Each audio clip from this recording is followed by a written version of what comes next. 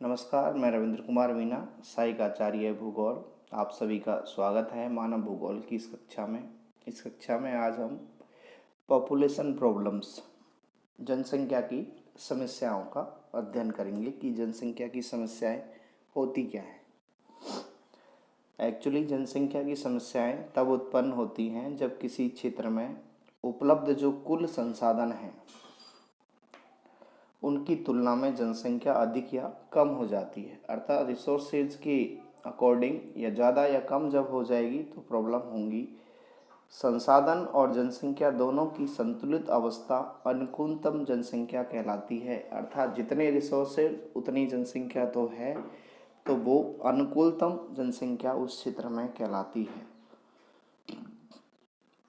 जनाधिक का मतलब अधिक लोगों की संख्या होना और जनाभाव यानी लोगों की संख्या कम होना। दोनों ही स्थिति होने पर विभिन्न प्रकार की जनसंख्या की समस्याएं उत्पन्न हो जाती हैं। अतः जनसंख्या समस्याओं की उत्पत्ति का प्रमुख कारण अति जनसंख्या या न्यून जनसंख्या को माना जाता है। तो ये है जनसंख्या की समस्याएं। अर्थात जनसंख्या का बढ़ना या घटना किसी क्षेत्र में जनसंख्या की समस्याएं उत्पन्न कर देता है अकॉर्डिंग टू रिसोर्सेज, वहाँ पे उपलब्ध संसाधनों के।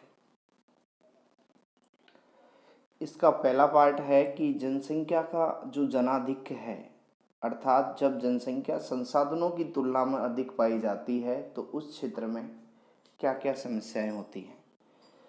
तो उसमें पहली तो है कि तीव्र जनसंख्या वृद्धि। देखो, हम अगर देखें तो एशिया महाद्वीप का पूर्वी और जो दक्षिणी पूर्वी भाग है, जिसके अंदर चाइना, भारत, बांग्लादेश, पाकिस्तान जैसे विकासशील देश हैं, यहाँ पे वर्तमान में लगभग 2% वार्षिक वृद्धि से जनसंख्या बढ़ रही है। और ये तीव्र बढ़ती हुई जनसंख्या के कारण यहाँ पे भोजन, वस्त्र, मकान और स्वास्थ्य सुविधाओं का अभाव हो रहा है। प्रतिवर्ष इन देशों में दिन प्रतिदिन इस प्रकार की समस्याएं उत्पन्न हो रही हैं। पहली समस्या ये है। दूसरी, निर्धनता और रोजगार के साधनों का अभाव। जैसे ही जनसंख्या बढ़ेगी, रोजगार के साधन घटेंगे और आर्थिक आमदनी भी घटेगी, क्योंकि काम करने वाले लोगों की जब संख्या बढ़ती है तो फिर उसका जो रेट जो है वो ऑटोमेटिक घट जाती है।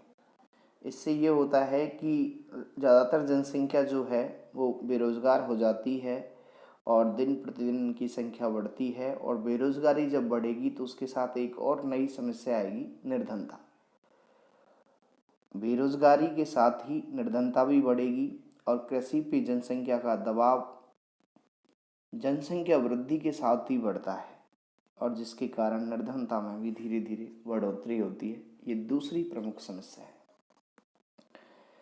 तीसरी समस्या है खाद्य समस्या और कुपोषण।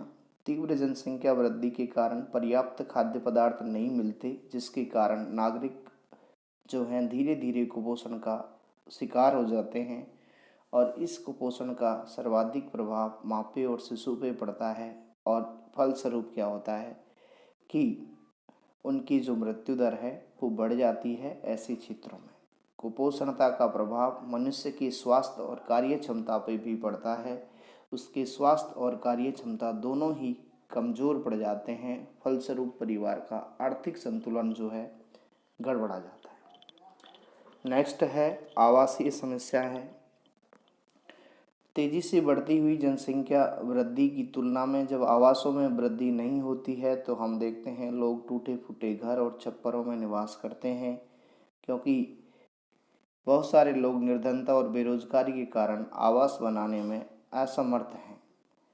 इसी के कारण शहरों के अंदर जब गांवों से लोग प्रवास करते हैं तो वहाँ पे कच्ची बस्तियों का प्रादुर्भाव होता है, उनकी संख्या बढ़ती है और वहाँ पे पानी, बिजली, स्वास्थ्य संबंधी समस्याएं बढ़ती हैं। साथ ही आपराधिक घटनाओं में भी वृद्धि होती है।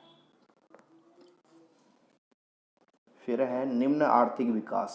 तीव्र जनसंख्या वृद्धि के कारण किसी भी देश की सरकार अपनी आय का अधिकांश भाग नागरिकों की प्राथमिकता भोजन, वस्त्र, मकान, स्वास्थ्य सुविधाओं पर खर्च करती है, तो उसकी वजह से अर्थव्यवस्था पर सीधा प्रभाव पड़ता है और प्रति व्यक्ति उत्पादन और राष्ट्रीय उत्पादन में इसका असर नज़र आता है, जिससे देश का जो विकास है वो धीमा पड़ जाता है और ये निम्न आर्थिक विकास की श्रेणी में आता है। और भी बहुत सारी समस्याएं इसकी वजह से उत्पन्न होती हैं जनाधिक्य के कारण। नेक्स्ट है न्यून जनसंख्या की समस्याएं। दुनिया में कई देश ऐसे हैं जहां संसाधनों की तुलना में जनसंख्या न्यून है। इसे न्यून जनसंख्या या जनाभाव कहते हैं। इससे भी कई समस्याएं हैं कि पहली है श्रमिकों का अभाव, कि जब जनसंख्या न्यून होती है तो कृषि, उद्योग और व्यापार आदि में पर्याप्त मात्रा में श्रमिक उपलब्ध नहीं हो पाते हैं और श्रमिकों की कमी के कारण उस क्षेत्र का जो आर्थिक विकास है वो मंद पड़ जाता है। तो इसका सीधा असर वहाँ के विकास पे पड़ता है और आर्थिक विकास जो है मंदा पड़ जाता है। दूसरा है आर्थिक विकास की गति पे प्रभाव। तो मजदूर नहीं है तो काम नहीं होगा, फलस्वरूप धीरे धीरे आर्थिक विकास मंद पड़ेगा और उसके बाद अर्थव्यवस्था पे भी असर पड़ेगा। तीसरा सुरक्षात्मक समस्याएं हैं। किसी देश और क्षेत्र विशेष की जनसंख्या का कम होना सुरक्षात्मक कारणों से भी खतरनाक है, क्योंकि जनाभाव के कारण पर्याप्त सैन्य बल नहीं होगा तो बाहरी आक्रमण और आंतरिक अशांति का भय हमेशा बना रहेगा। चौथा है जनसंख्या के निरंतर कम होने की समस्या। कई देशों में जनाभाव की स्थिति के साथ साथ परिवार नियोजन, सरकारी नीति आदि कारकों से जनसंख्या निरंतर कम होती जा रही है। जैसे European country, France, Italy, Sweden, Germany, Ukraine, यहाँ पे जनसंख्या वृद्धि घट रही है और जनसंख्या न्यून हो रही है। ये भी एक समस्या है। तो दोनों ही, अभी पहले पढ़ा हमने जनाधिक, अब पढ़ा जनाभाव, दोनों ही स्थितियाँ किसी क्षेत्र के लिए अति आवश्यक दशाएं हैं जिसके कारण उस क्षेत्र का आर्थिक विकास प्रभावित होता है। अर्थात जनसंख्या और संसाधनों के मध्य संतुलन की अवस्था होना जरूरी है, वो ही अनुकूलतम अवस्था होती है।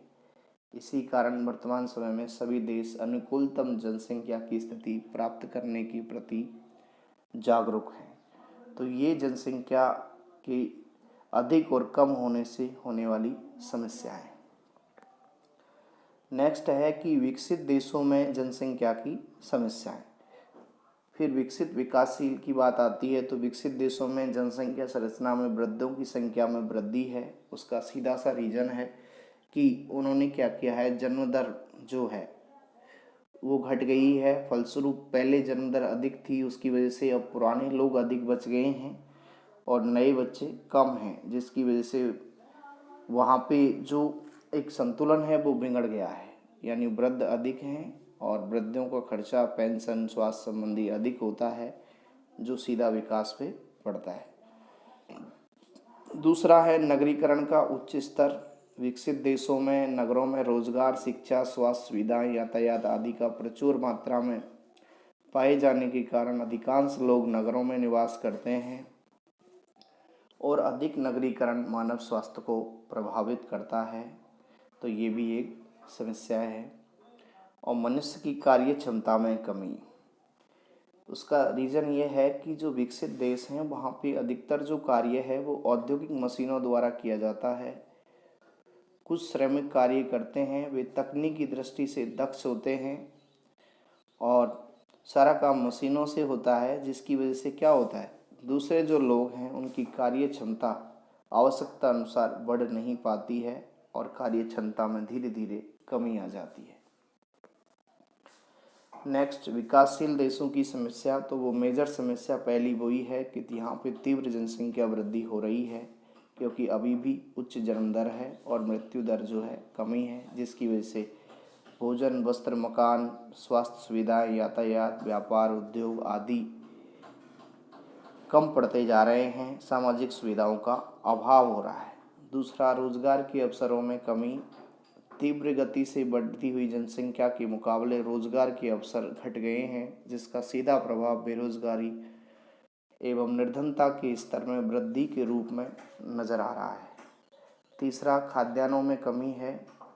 जनसंख्या वृद्धि की अपेक्षा कृषि का उत्पादन नहीं बढ़ा है, फलस्वरूप खाद्यान्न उत्पादन घट गया है। भरपेट भोजन की उपलब्धता भी कई देशों में नहीं हो रही है, जिसकी वजह से स्वास्थ्य और कार्य क्षमता प्रभावित हो रही है। नंबर 4 है शिक्षा एवं स्वास्थ्य संबंधी समस्याएं। बढ़ती जनसंख्या के कारण विकासशील देशों में साक्षरता का निम्न स्तर है और साक्षरता की कमी के कारण व्यक्ति रूढ़िवादी और अंधविश्वासी हो जाता है। परंपराओं के अनुसार वो जीवन व्यतीत करता है और इस जो अनलिटरेसी है, निरक्षरता है, इसका सीधा प्रभाव परिवार नियोजन, स्वास्थ्य आदि पे पड़ता है। तो हम इसको समझें पूरी बात को, जनसंख्या समस्या की स्थिति को अगर देखें तो जनाधिक्य की स्थिति एवं जनाभाव दोनों में विपरीतता भले ही पाई जाती है, पर दोनों से ही अलग अलग प्रकृति की समस्याएं उत्पन्न होती हैं और विश्व के लगभग सभी देश इस समय जनसंख्या संबंधी कुछ न कुछ समस्या से गुजर रहे हैं। ये आज का टॉपिक जनसंख्या की समस्याएं। नेक्स्ट वीडियो के अंदर हम ह्यूमन रेसिस, मानव की प्रजातियों का अध्ययन करेंगे। Thank you.